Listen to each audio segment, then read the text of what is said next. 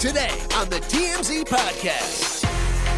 Welcome to the TMZ Podcast. Derek and Eric here. How you doing? Good. How are you doing? I'm not doing as well. As you can see, I have an unsightly scar, gash above my head. I closed a car trunk door on my head. Even your car hates you. I know. I wish I could say. I always wanted to say, like, you should see the other guy, but the other guy's a car trunk. Yeah, so it's fine. He's fine. It's got a little blood on it, but so I'm all right. But apologies if the scar is bothersome. But tell me about what's going on with Britney Spears. Speaking of bothersome, her fans had a welfare check done on her at her home because she deleted her Instagram account. Britney has deleted her Instagram account. Not the first time. No, she has done this multiple times, and she just felt like, I don't need Instagram right now. Got rid of it. Yes. And a couple of fans were very concerned about this, thought this was troubling, and called police to do a welfare check. They came at 11 o'clock at night to her home to make sure she was okay. Mm-hmm. And apparently we hear from sources connected to Britney that, she understands the fan concern, but this is very annoying. Of course it is. She's walking a tightrope, though, right? Because these very fans who are so concerned about her well-being at all times, and remember, the genesis of the conservatorship becoming dissolved was her behavior on Instagram. Remember, people would try to read messages. She would post like a rose or a refrigerator, and they would try to read clues into it. And it was those ardent fans paying so much attention to her every moment on Instagram that are still around. And whenever something seems off kilter, they get very concerned. And there was a concern that they had with Jamie Spears as a conservator. Now they just have concern about her somewhat erratic behavior. And maybe understandable, but it is interesting that, and this is not everybody in Free Britney, I know that. This is not all of her fans, but the ones who are doing this, it's interesting that they were so free Britney from the conservatorship, let her live her life, let her do what she wants, and now they've sort of put her under their own conservatorship. They've decided when she needs help, and they're going to be the ones to get it for her.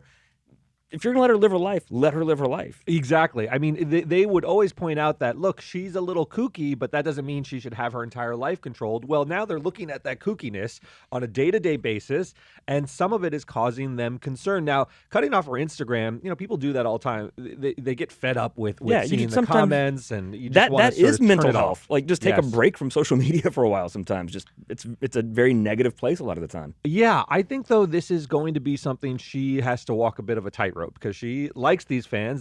She deems them responsible for her freedom and how I think she in general says life is better now outside of the conservatorship. Sure, she was able to marry Sam. She could live her life. She can do whatever she wants. But I don't think this is an isolated incident necessarily. I think she's now aware that though she finds it annoying, her behavior has these consequences in the real world, and the things that these fans can do is end a conservatorship, and they can also annoy her in her everyday life. So she's going to have to sort of figure out the right balance. The other element of this that is interesting to me is that the cops went. The cops went to the house based on phone calls, which I assume we're trying to frame this as more alarming than it was, but maybe just said she shut off her Instagram and we're concerned. Is that enough to sort of send an officer to someone's house? I'm of two minds. She has a track record where this could be something that is concerning, and it takes very little resource, very few resources to send an officer just to check in. That said, I mean, this is such a minor event in her life. If you're going to send an officer every time, she's going to be visiting with officers quite a bit. And she probably has. Yeah. And that's why maybe some of these cops might know her at this point, sort of. They're like, oh, okay, run to Britney's house and make sure she's okay. Yeah. It seems a little ridiculous to us that deleting your Instagram is a reason for the cops to come, but taking her celebrity out of it. If you had a friend who you thought had maybe posted some troubling things, which I don't think Britney had done that. No, but was quite active and then cuts it off. You could be kind of concerned. Social media, a lot of people express their anxiety or their depression or things through social media. And if you're a friend of someone and you're genuinely concerned about things they're posting or by deleting things, it's not unreasonable to me to maybe ask for a welfare check on that. Yeah, I want to say a solution to this would be if Britney's saying, look, posted a video where she says, I've been on social media and the whole thing has me very down and I just want to take a break. She could have avoided the welfare check. But then I'm of the mind that if she does that, people will draw their own conclusions and say someone put her up to it and she actually really does want to. So it's very hard to even manage the situation. And then I was thinking, okay, maybe Sam says, hey, Britney's going to take a break. Then everyone will turn on Sam and say Sam is silencing her. He's the new Jamie Spears. There's no clean way way to manage this because Britney does labor under some, by her own admission, some very real sort of mental issues that she has grappled with over her life. You know, difficulty dealing with celebrity, difficulty with her children and her divorce from Kevin Federline.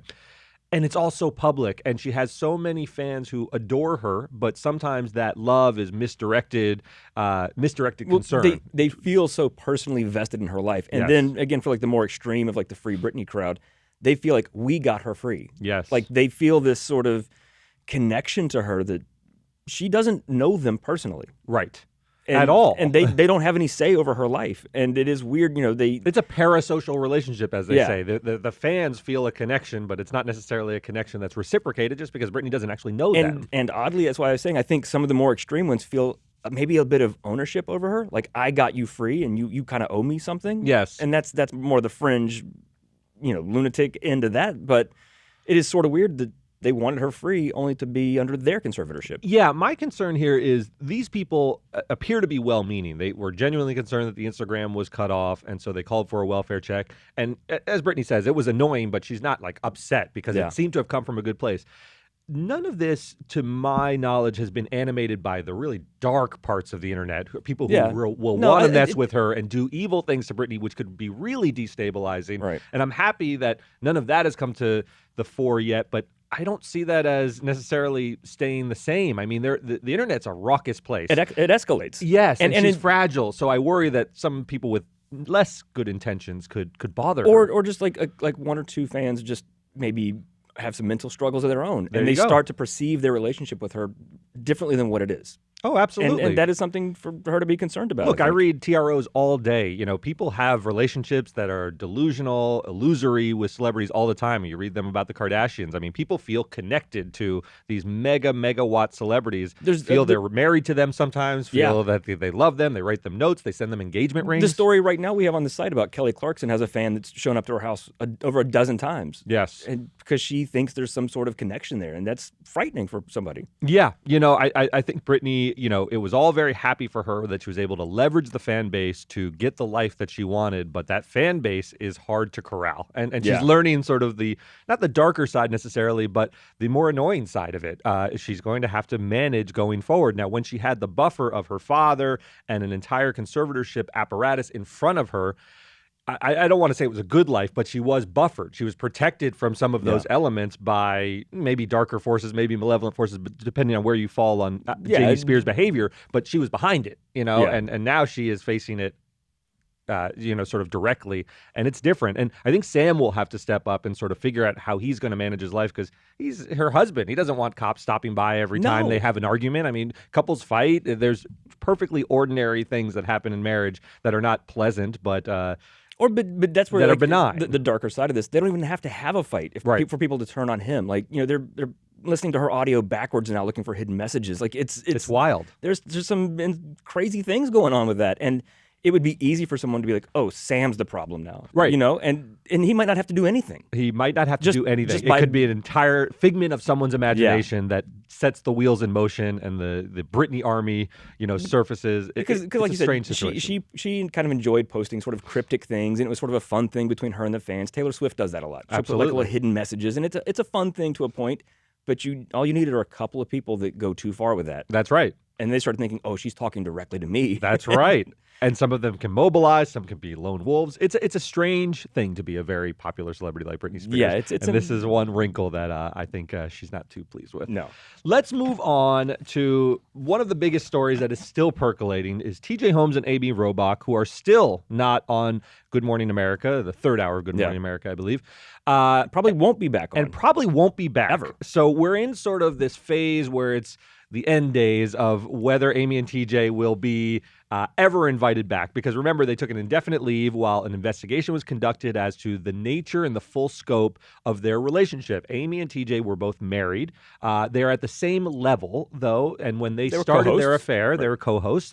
They're co-equals, truly in the workplace. They started a romantic relationship, which is okay because there isn't necessarily a power dynamic going on. However, it made the office environment somewhat uncomfortable, and it got a lot of press. There was a controversy, so they put them off the air. And there were stories of cheating, and they've denied this, and they've stated their relationship began after their other relationships, their marriages had dissolved or started to come apart. Yes. Cheating is not illegal, but it's it doesn't. not. You're not also entitled to be the host of GMA No, if you're a cheater. and if ABC thinks that's a bad look, then you don't want them to be the public face of that show or the third hour of it. So.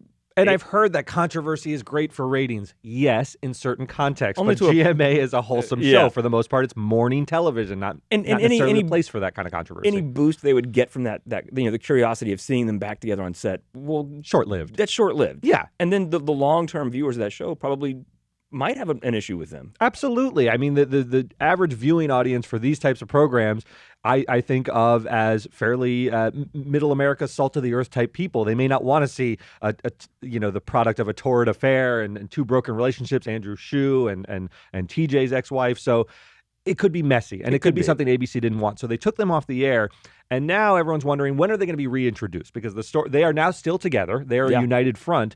And ABC is saying, let's do a mediation, because they've conducted this investigation. A few reports are out there that TJ, in ABC's mind, is a bit more problematic than Amy, because TJ has had other extramarital affairs or just affairs with younger people at the office who he does have power over, and that can be problematic. Some of this is just reports, but those things are out there. Not with Amy. And so it could be that she's invited back and TJ's not. They are saying, they're each represented by separate counsel. That's unacceptable. Whatever happens to me happens to TJ is sort of Amy's position. They have their own ammunition there. So what is the ammunition that it's they are saying? We're hearing that if ABC does not want them back, TJ will be like, well, it's a racial thing. Because is there any example of two white coworkers who started dating in the office who faced the same punishment? Yes. And that's on ABC to prove that. This makes me very uncomfortable, because TJ's behavior is to me, transcends race. What he's doing in the office, allegedly, with other women, is not about his, is not about race in any way. It's about him having affairs in the office. And that seems what they're keyed in on. Even if there are other office relationships they can use as examples, one way or the other, any other example, we're not the host of the show. They are the public face of the show. They are the on-camera talent. And so there is sort of a different standard for them. Yes. Now, I see this united front now. They're going into what's called a mediation. A mediation is just, we're not going to speak directly. We're going to have someone sort of weigh the arguments of ABC, weigh the arguments of Amy and TJ's counsel, and sort of see if a compromise can be achieved. Now, I think a compromise short of we're going back on the air is going to be unacceptable to Amy and TJ, so they may reach an impasse, but they're going to try Well, they might compromise on pay us our full salary and we don't have to do anything. They may compromise on that. Because even if they don't go back to GMA, and it seems like certainly both of them are not going to. Right. There will be a market for the two of them somewhere. Yes. People will be interested There's curiosity, to see them. for sure. Well, and they're reality shows, I can imagine. I don't watch GMA 3. We're here working, so I don't watch that show, but it seems like they're pretty good at their jobs. Oh, they've been there for a long time. TJ's very good, very People charismatic. like to watch them, so there is an audience for them. Will they wind up somewhere else? Do they do their own thing? Yeah. Does another network want to get them? What's been interesting is after they were removed, the ratings of GMA haven't changed that much. They're relatively flat. There's no incentive for ABC to bring them back. Correct. It tells me that GMA is an institution. People turn it on because as long as it's up to a certain level of quality, the hosts matter, but don't matter tremendously. As long as you get your morning news, you drink your coffee, you don't need to see necessarily specifically TJ and Amy interacting, as long as you have two pleasant people. And they've had that, and the ratings have been largely the same. So I don't see them reintroducing this controversy for an immediate ratings boost, but a long-term problem for the company. It will be interesting. You said they have the united front, and I'm sure they do. Yes, for now. If ABC's like, TJ, you've been problematic, we don't want you back, Amy will bring you back and maybe give you a bump. Yes. Does she turn it down? Well, that's going to be key. In the mediation, remember, they're going to be separated, almost like a prisoner's dilemma, in game theory, how you separate the people to get their real feelings. Because although they're united and maybe sitting next to TJ's counsel, you'll take one position. When you're in a room alone with ABC and they're sweet-talking you and saying, you're fine, the investigation turned out beautifully, TJ's a problem and we can't have him back. We'd love to have him back, but we can't. Yeah. That's a different dynamic. Well, but and also, they're going to play that. This is a Zoom mediation, so they'll be on separate Zoom channels. Breakout rooms. They might be right 10 feet away from each other, so they might not be that separate. That's true. That's true. But I do think these sort of united fronts tend to fracture over time because Amy is an ambitious person. To get to the position where you are in, you're a co-host of GMA, you've done a lot, and they both are. They both are. And so is she willing to sacrifice all that she has given to the career for TJ, and you start to tell yourself, well, why should I? Just because he liked to have sex in the office. I didn't do that. I focused on my career. I had one affair. I really fell in love with TJ, but why am I now tossing my career to the wind to save him? It may start to it's also dilute her enthusiasm. It seems like they are clearly in love with each other. This is not a fling. Totally this is a relationship, but that is a lot of pressure on a new relationship. I mean, a year at the most that we know of. And there'll be pressure on TJ to say, hey, don't do this for me. You should have your career. Like, the dynamic becomes, united fronts are all nice in theory, but you're every man for himself. It quickly breaks down, is what I'm saying. Because he will look like a jerk if he says, thanks for backing me. Let's go down with the ship together, even though I built the ship that's so rickety and we're sinking in. At some point, he wants to say, like, save yourself, right? I'll take the life raft. I'll be okay. Again, do they think that they work better as a couple to do something else, to present That's an themselves interesting question.